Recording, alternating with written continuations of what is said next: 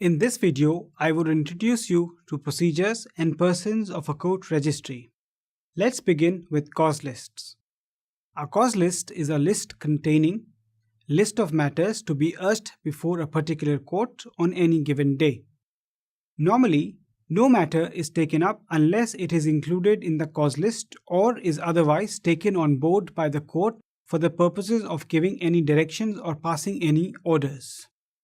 Thus, a cause list for the next day would contain schedule of cases to be heard by the courts or tribunal on the following day. Different courts and fora would have different nomenclature for the matters or for the purpose of the hearing. My idea in this course is not to bombard you with various rules and provisions that provide for various kinds of cause list. The idea here is to give you an overview of work of a court on any given day or week, so that you can extrapolate that information to the court or to the forum where you intend to practice. In Allahabad High Court, for example, there are 4 main cause lists. They are: number 1, applications; number 2, fresh matters; number 3, main lists; number 4, hearing lists.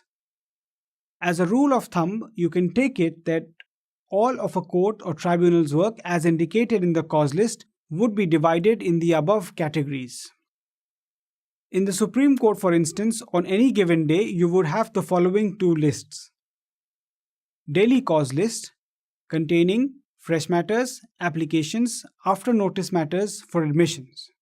And you will have supplementary cause list which will have leftover matters or matters which were specifically directed and could not be included in the daily cause list. In addition, there would be a list of final hearing matters which are drawn from the weekly hearing list. As and when the final hearing matters are exhausted, the weekly hearing matters are pushed up for hearing.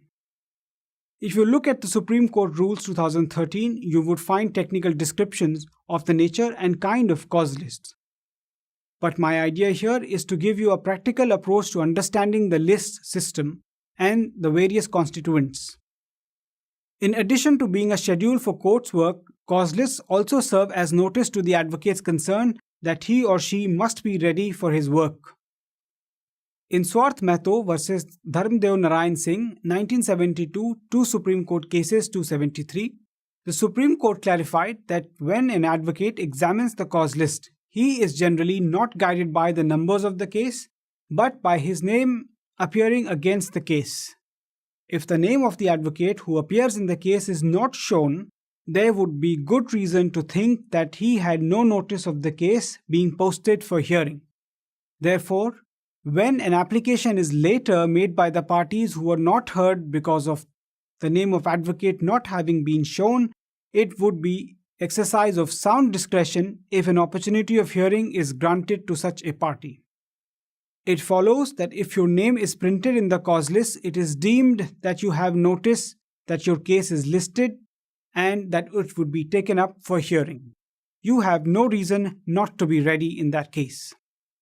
It is for this reason that often when matters get listed and names of advocates are not shown in the list, court are lenient and either adjourn the matter or where they do pass any orders, normally recall such orders.